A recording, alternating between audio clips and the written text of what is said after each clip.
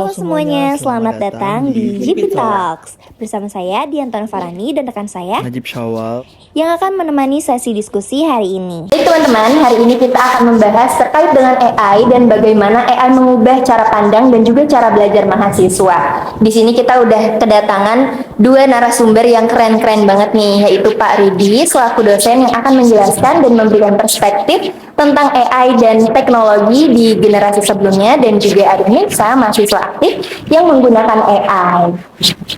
Sebelumnya boleh nih diperkenalkan diri dulu, mulai dari Pak Rudi, mungkin memperkenalkan diri untuk teman-teman di rumah. Terima kasih atas undangannya. Perkenalkan, nama saya Rudi Novianta, saya dosen di Fakultas Hukum Universitas. Pak Rudi, saya dengar-dengar Bapak juga menulis buku ya terkait dengan AI ya Pak? Iya, itu satu itu terbitnya baru berapa bulan, kita bulan itu hasil tesis S2 perkembangan menjadi sebuah buku dengan judul Hukum dan Kecerdasan Buatan. Menarik banget. Keren banget ya teman-teman. Ini mungkin bukunya buat teman-teman ada yang mau beli itu atau diperjualbelikan atau gimana Pak? Dia diperjualbelikan kata di Tokyo ya, atau di web playbook ada juga. Oh, ada.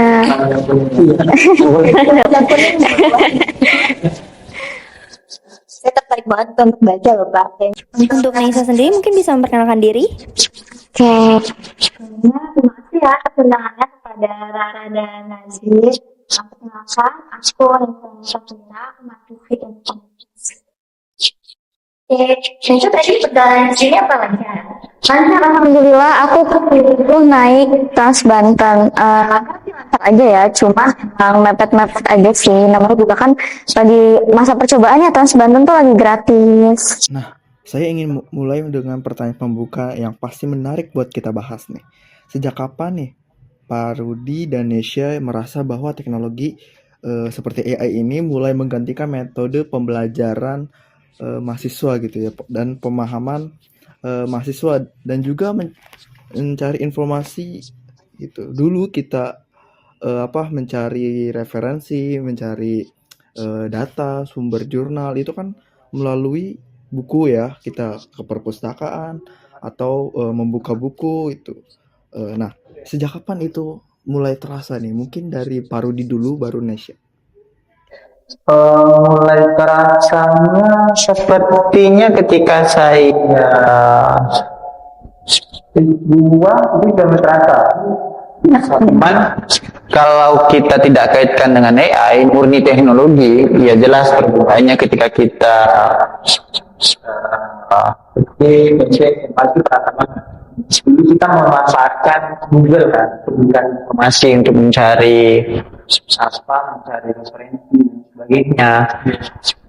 Atau enggak, sebelum adanya teknologi, orang ke perpustakaan, cari buku, cari jurnal, dibaca, ditandai, kemudian sesuai enggak dengan apa yang kita cari. Kalau sudah enggak sesuai, dibaca lagi dengan buku yang lain.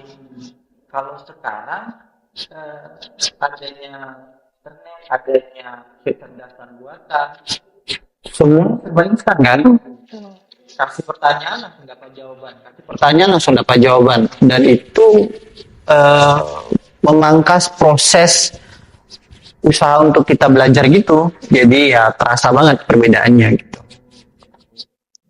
Jadi emang kalau misalkan waktu pas zamannya Bapak nih kan, kita kalau misalkan kita harus melewati pikiran kita kan ya. Terus kita harus mikir kayak gimana ya menyelesaikannya. Nah, kalau sekarang kan instan ya Pak ya, tinggal solusinya GPT ya, seperti itu Mas. Iya. Kalau menurut Nisa gimana? Kalau misalnya dari aku pribadi ya, sebagai mahasiswa merasa sih kalau misalnya perkembangan AI itu udah mulai dari kita masih COVID itu, zaman COVID kan emang itu kan pesat banget ya perkembangan teknologi zaman itu. Nah cuman kalau misalnya untuk penggunaan AI pribadi itu aku merasa pas waktu aku menjadi mahasiswa baru. Jadi waktu dulu tuh aku belum sempat nyoba-nyoba cari tugas pakai AI, cuma pas waktu aku semester 2 itu baru aku mulai nyobalah untuk pergunakan AI gitu, karena ibaratnya teknologi biar nggak ketinggalan zaman. Awalnya sih tujuannya itu kan, biar menyesuaikan perkembangan teknologi juga gitu. Kalau dari aku kayak gitu sih. Menarik banget ya. Soalnya jujur aku juga mulai mengenal AI tuh kayak itu saat aku semester awal. Dulu pas aku SMP itu aku nyari pertanyaan, misalkan nyari jawabannya itu sebelumnya materi-materi sebelumnya gitu. Terus kadang nanya ke orang tua juga. Jadi kayak emang belum tahu atau bisa mentok-mentok aku ada pengen matematika itu foto pakai aplikasi foto saya. Aku ingat banget namanya foto. Atau kan teman-teman kalau misalnya kita mau cari di internet itu kan carinya ke Brandly ya dulu, sebelum ada ke ChatGPT ataupun ada tapi belum digunakan ya, cuman di zaman aku sekolah waktu itu masih pakainya Brandly. Kita membahas tentang perbandingan nih bagi sekolah pas zaman bapak dan mami sekarang itu sangat berbeda ya Pak ya, dari sekarang pembelajarannya gitu kan Pak ya, kayak mencari sumber referensi sangat jauh beda ya Pak. Dan mau tanya nih Pak terkait pengaruh di masa bapak nih untuk mencari referensi itu kan harus secara manual ya. Itu pasti meningkatkan kualitas pemahaman mahasiswa pada masa itu. Kalau membicarakan pengaruh tentang prosesnya itu ada pengaruhnya ya. Karena effort kita dulu lebih banyak cari buku, buka buku, baca, daftar isinya kita baca, mana yang sesuai kita tandai, dan itu memang kita memahami. Karena secara tidak sadar, mau tidak mau kita harus bacakan. Nah, baca itu sumber untuk kita memahaminya di situ. Kalau sekarang metodenya udah beda. Metodenya pertanyaan dan jawaban itu bisa kita dapatkan dengan cara yang instan. Nah, inilah yang bisa membuat perubahan itu atau membuat mahasiswa atau enggak kita semua, tidak gunakan mahasiswa, kita semua akan mulai terasa kekurangan daya nalar untuk berpikir, daya nalar kritis kita mulai berkurang karena serba instan kan. Dulu kita dipaksa untuk mendapatkan informasi itu iya harus dengan cara yang effortnya harus kuat banget gitu. Ditambah lagi sumber buku juga mungkin tidak sebebas sekarang kita dapatkan, sebanyak sekarang kita dapatkan. Sekarang ada e-book, dulu bentuknya harus bentuk buku fisik. Jadi effort itu membuat sebagian orang itu dia menghargai proses itu. Jadi ketika penghargaan terhadap proses itu dapat, dia mau nggak mau mengalami proses memahami dari apa yang dia baca, dari apa yang dia dapatkan di buku. Nah, minusnya sekarang itu karena serba instan ya, jadi proses penghargaan itu hilang itu. Kemudian daya nalar itu juga kurang, daya nalar kritisnya, karena langsung dapat jawabannya. Dulu kita harus menyimpulkan jawaban sendiri, nggak serta-merta ada di buku kita pindahkan itu ke jawaban kita kan. Nah, itu juga menjadi minusnya sekarang ya. Tapi bukan berarti mahasiswa-mahasiswa sekarang tidak mampu dalam materi mereka. Bukan berarti demikian. Hanya saja metodenya yang berbeda. Jadi memang masa bapak itu lakukan ujian pemahaman kita ya. Iya. Secara manual. Tidak manual, lebih teliti karena kita mencari informasinya dengan benar.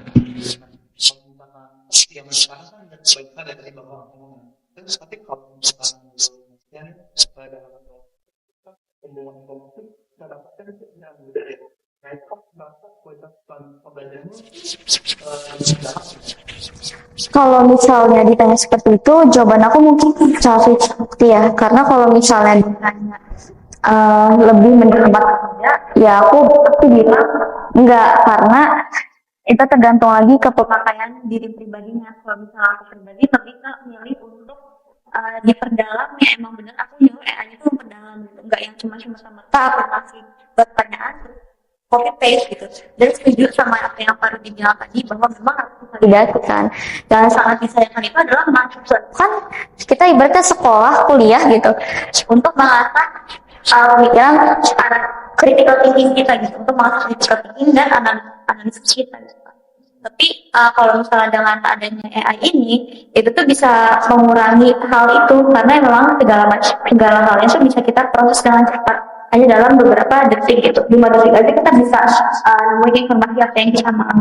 Cuman terkait mendalam atau enggaknya, menurut aku sih balik lagi ke pribadi masing-masing ya. Gitu. Dianya mau mendalami matinya atau enggak, mau sebagai mahasiswa mau nganalisis jawaban ini secara benar atau enggak gitu, karena kan jawaban AI juga kan sebenarnya itu berdasarkan algoritma dari berbagai macam sumber kan gitu, cuman tergantung kita mengolah. Betul banget ya. Betul banget sih. Aku pribadi juga setuju banget ya dengan Chan dan Pak Ruby sebenarnya.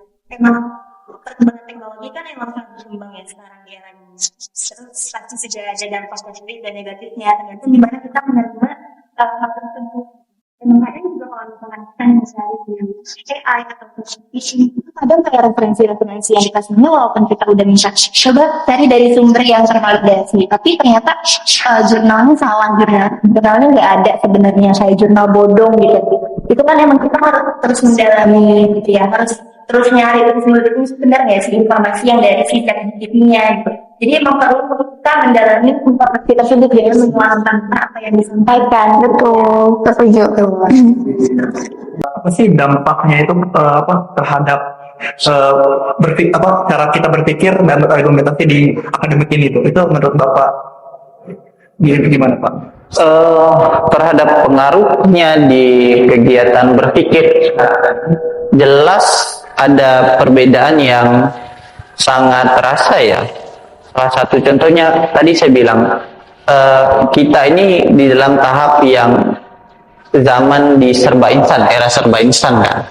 Nah, pada tahap-tahap tertentu, orang-orang yang kecanduan, edik terhadap AI ini, dia tidak mampu menjawab pertanyaan kritis secara langsung.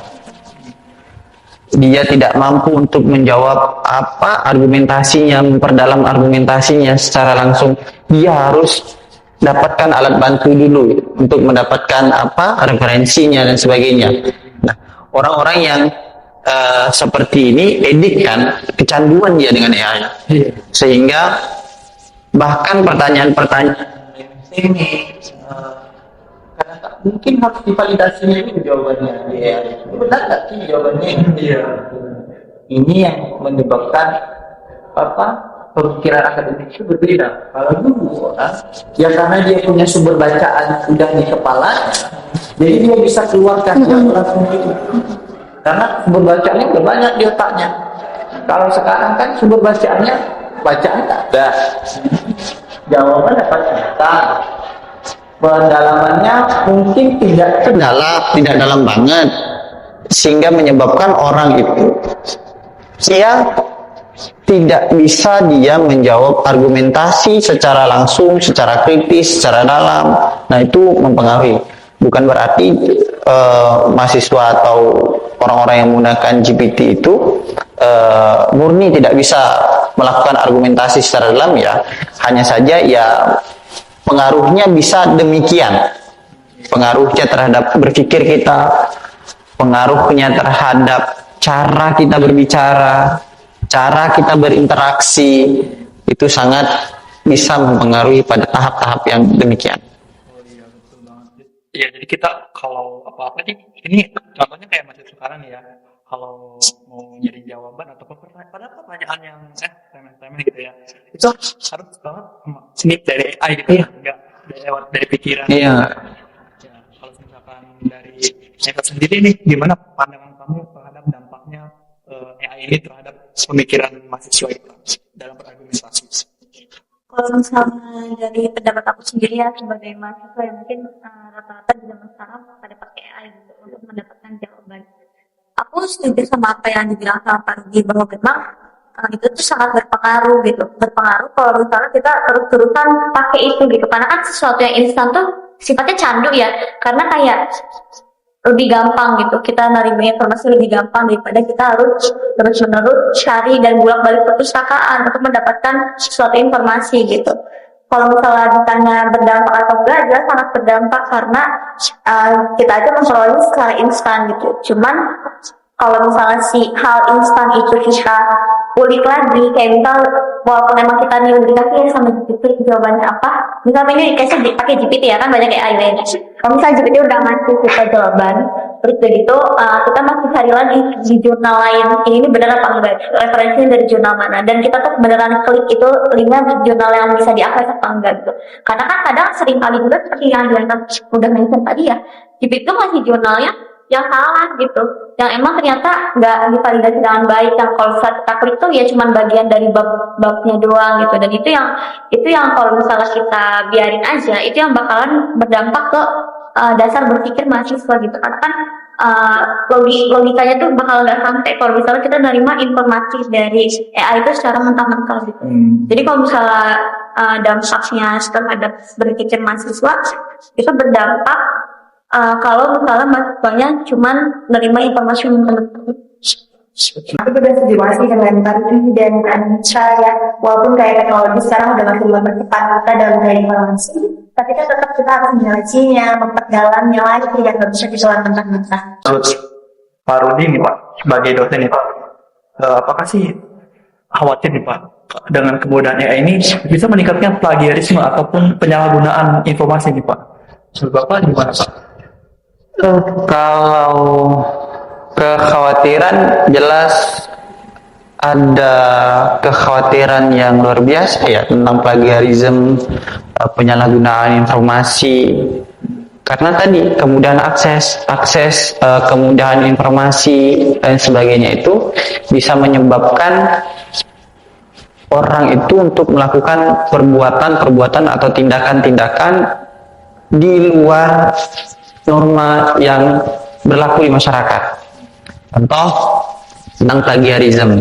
Nah, kenapa plagiarisme itu bisa terjadi?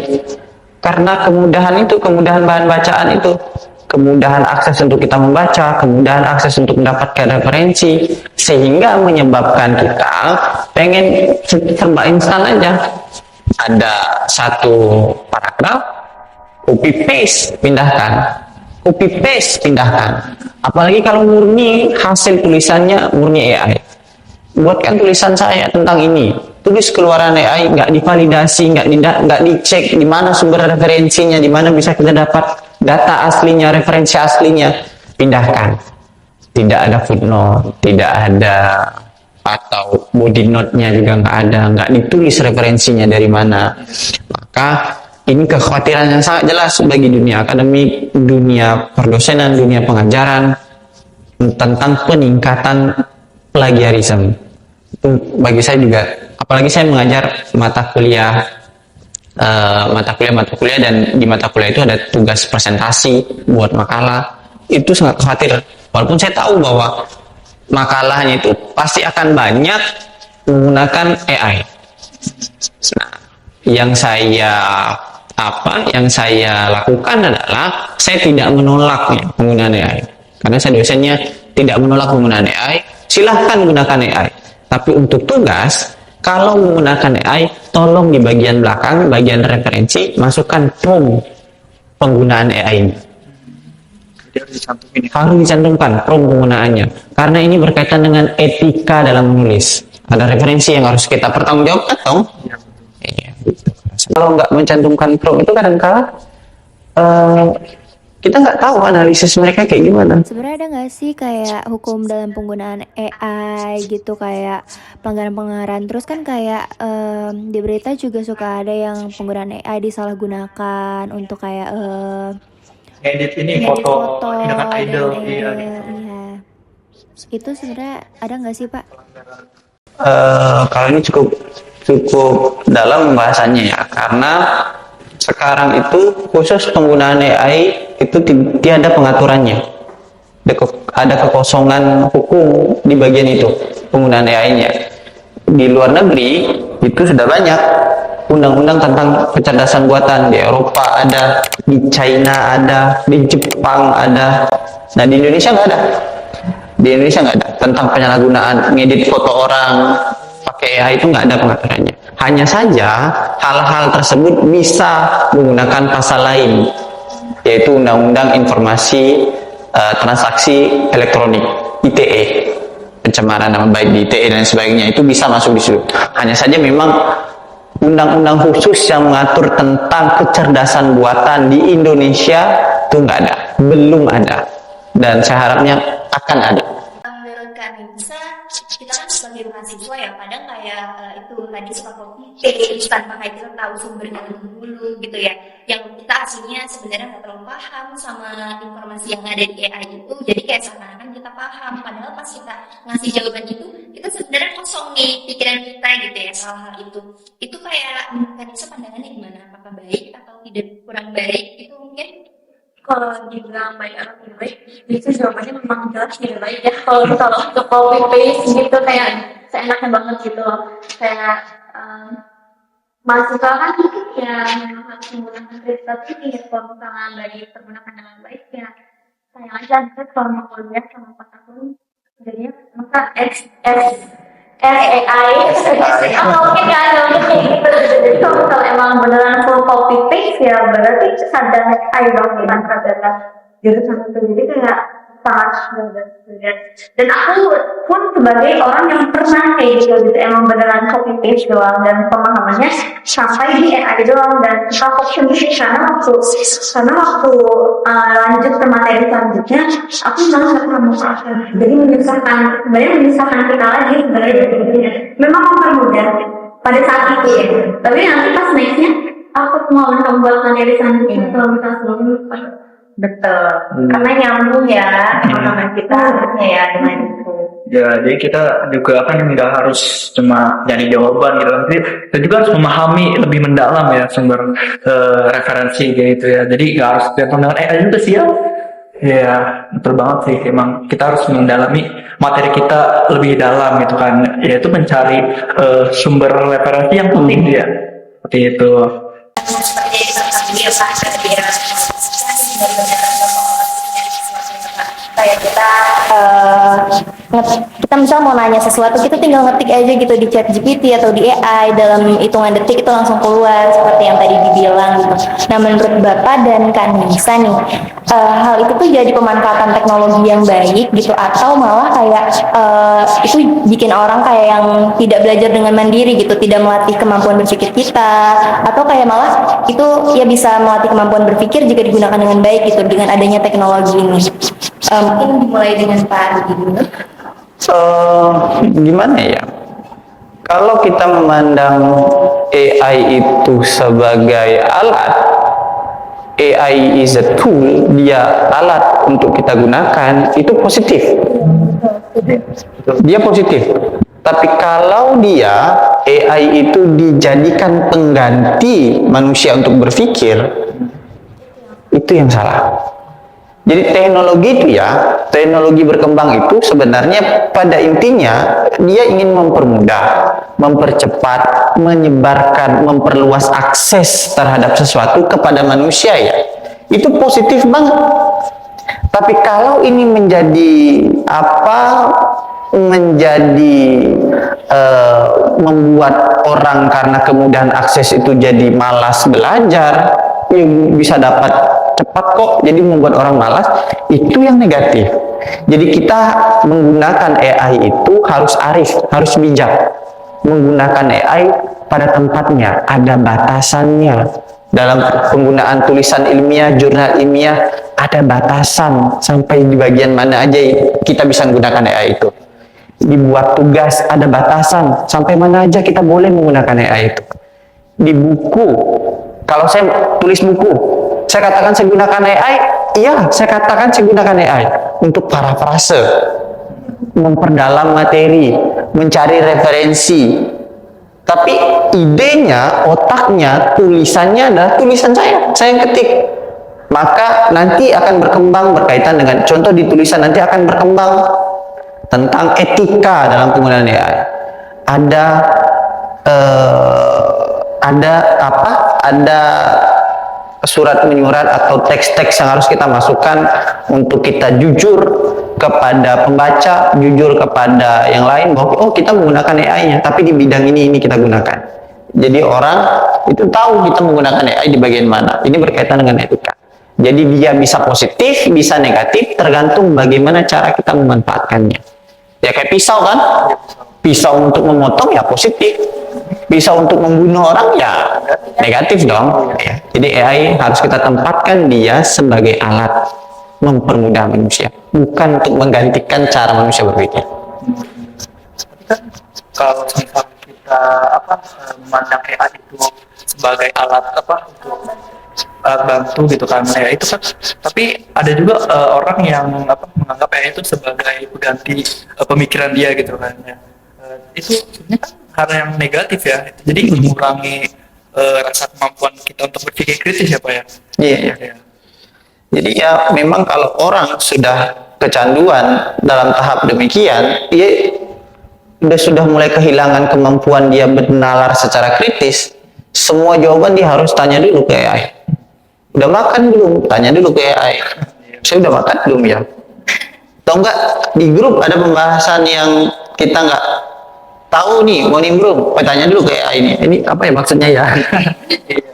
Bahkan ujian juga ya Pak ya, itu kadang ada beberapa pertanyaan itu pasti dipotong terus saling AI. Iya. Itu Negatif banget. iya betul banget sih. Jadi kita harus mengimbanginya. Ya. Iya. Nah, menurut kalau Indonesia nih dengan segala kemudahan AI ini yang kita pakai nih, menurut kamu ada nggak sih merasa kalau itu bisa menghilangkan kepekaan mahasiswa itu terhadap pemahaman dia dalam materinya gitu?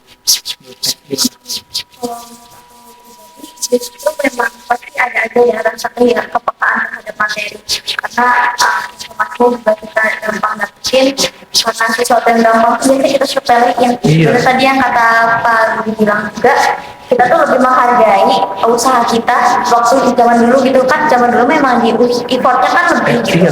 Segala sesuatu yang kita usahakan dengan lebih pasti kita menghargai kan ilmunya dan lain sebagainya, termasuk juga dalam bidang akademik gitu.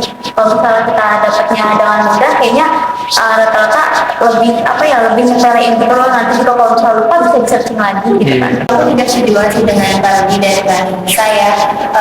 Kita kan sekarang mudah banget yang nyari apa-apa, tapi kan tetap penting untuk kayak cari tahu lanjutnya lagi.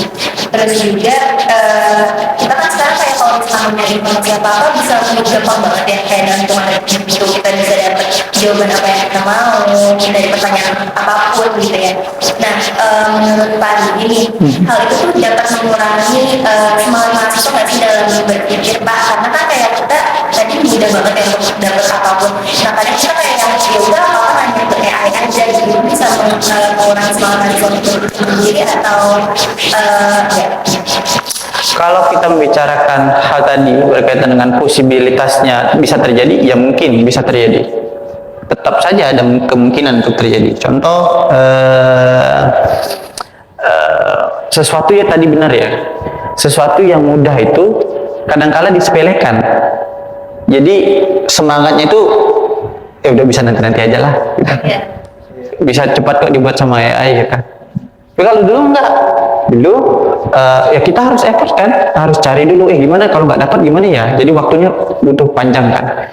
Kalau sekarang karena kemudahan memang AI itu dua sisi koin ya, negatif positif gitu, ada positif ada negatifnya. Negatifnya karena kemudahan akses tadi bisa juga untuk membuat orang jadi malas mereka belajar. Padahal seharusnya tujuan utamanya dari penggunaan AI itu untuk membuat orang itu makin semangat dalam belajar karena informasinya makin mudah untuk didapatkan. Dulu kan orang malas belajar. Kenapa malas belajar? Susah dapat bukunya, susah cari bukunya. Kalau sekarang malas belajarnya karena kemudahan banget. Bisa nanti aja, nanti aja, bisa dicari kok di Google, bisa cari kok di AI, tanya aja sama GPT, DeepSeek, Blackbox. Hingga akhirnya nggak dilaksanakan, cuma wacana doang. hingga akhirnya itu membuat terbiasa untuk yang nggak usah belajar lah. Iya, bener ya. Jadi ya udah sih kalau nanti pas ketika presentasi itu ya udah lihat. Lihat ya. Ya, jadi iya bener ya. Betul betul betul. Iya, jadi dikasih enak enakan ya. Tapi karena kan era sekarang kan jam apa semakin canggih teknologi ini. Tapi menurut Parodi Indonesia nih, apakah teknologi AI ini akan semakin dominan di dunia akademik gitu? Dan apakah kita bisa menyeimbangkan? Menurut Parodi dulu. Kalau saya bilang dominan, bukan dominan ya, tapi integrated, terintegrasi dengan sistem pendidikan. Karena yang mau nggak mau, suka nggak suka, senang nggak senang, semuanya harus terintegrasi nanti. 20 tahun ke depan, 10 tahun ke depan, siapa yang tahu? Sistem pendidikan kita terintegrasi dengan kecerdasan buatan. Metode pembelajaran, evaluasi pembelajaran, UTS, UAS, penilaian, integrated, tidak lagi mendominasi. Kalau sekarang mungkin menuju mendominasi, tapi kalau nanti masa depan, kita membicarakan masa depan, terintegrasi dia dalam dunia pendidikan. Ya, itu sesuatu yang tidak bisa kita tolak ya. Ya karena memang teknologinya berkembang demikian. Kalau kita menolak kemajuan teknologi, malah kita yang termundurkan dengan zaman. Gitu. Gitu ya. Setuju banget, saya pas banget sama jawaban Bapak gitu. Ya Pak. Ya. Kalau dari Indonesia gimana? Kalau misalnya dibilang mendominasi, ya kalau misalnya sekarang memang mendominasi karena trial dan error ya, kayak masing-masing strategi juga gitu. Mas jadi sampai kayaknya di tahun 10 tahun ke depan mulai tersusun dengan baik gitu. Dan harapannya juga ada undang-undang yang mengatur, nah kerja lebih apa ya, lebih tepat saat penggunaannya dan etikannya juga bakal bisa lebih saling dengan baik. Mas, yang perlu kita sadari adalah bahwa memang manusia itu nggak bisa disamakan dengan kecerdasan buatan, karena kan memang manusia itu dikasih anugerah untuk bisa berpikir kritis dan juga punya empati gitu. Mau sepintar ataupun AI, dia nggak bakal punya dua itu, nggak bakal punya dua hal itu. Jadi kalau misalnya di masa depan, kayaknya bakal lebih, harapan aku ya sih lebih ke harapan sih, bakal lebih terintegrasi dengan baik. Cara ya. Banyak sekali kan aja ya. Jadi intinya bukan membawa AI tapi menggunakannya dengan baik. Karena ada juga kayaknya aku pernah lihat ada orang yang bisa bikin robot dari AI Iya. ya, kayak nanya-nanya ke AI, jadi bisa robot. Jadi kan sebenarnya tergantung dengan mereka aja ya yang menggunakannya di mana. Iya, jadi wah sekarang tuh serba AI ya, serba canggih ya. Nah, apa-apa kita menggunakan AI gitu kan untuk mempermudah untuk mencari referensi gitu kan. Wah ini luar biasa banget ya diskusi kita hari ini yang sangat membuka wawasan dan sangat inspirasi gitu kan. Buat kita simpulkan perkembangan teknologi ini semakin canggih dan kita juga harus bisa mengimbangi antara penggunaan teknologi dan pemahaman kita terhadap materi seperti itu. Mungkin dari Pak Rudi dan Kak Nisa ada pesan dan kesan untuk teman-teman di rumah terkait dengan menggunakan AI gitu. Mungkin ada yang disampaikan dari Pak Rudi dulu.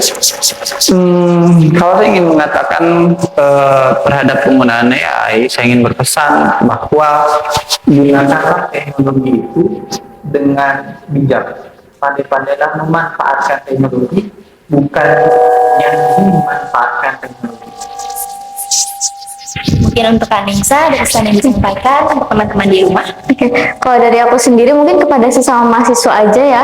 Kalau misalnya dari aku sendiri lebih ke mungkin kalau misalnya dibilang aduh pengennya instan gitu, iya nggak apa-apa, wajar gitu karena kita semua suka dengan kemudahan dan transformasi dari teknologi ini. Cuman aku sih berharapnya teman-teman tuh lebih sayang ke diri sendiri. Sayang kalau misalnya kalian nggak paham sama ini, sayanglah diri kalian kalau misalnya kalian itu nantinya malah dimanfaatkan oleh teknologi yang ada. Jadi jangan mau dimanfaatkan teknologi, tapi manfaatkanlah teknologi dengan baik. Dan juga memang pelakukan penggunaan teknologi bodoh. Wah, keren sekali. Teman-teman jangan lupa dicatat dan diingat ya teman-teman di rumah.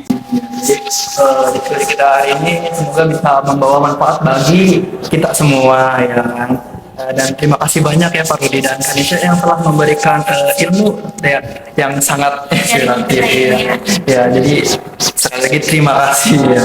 Mungkin itu cukup sekian dari kami ya sebagai mungkin saya dari Sawah. Dan saya Diantara Farani. Terima kasih. Dan sampai jumpa.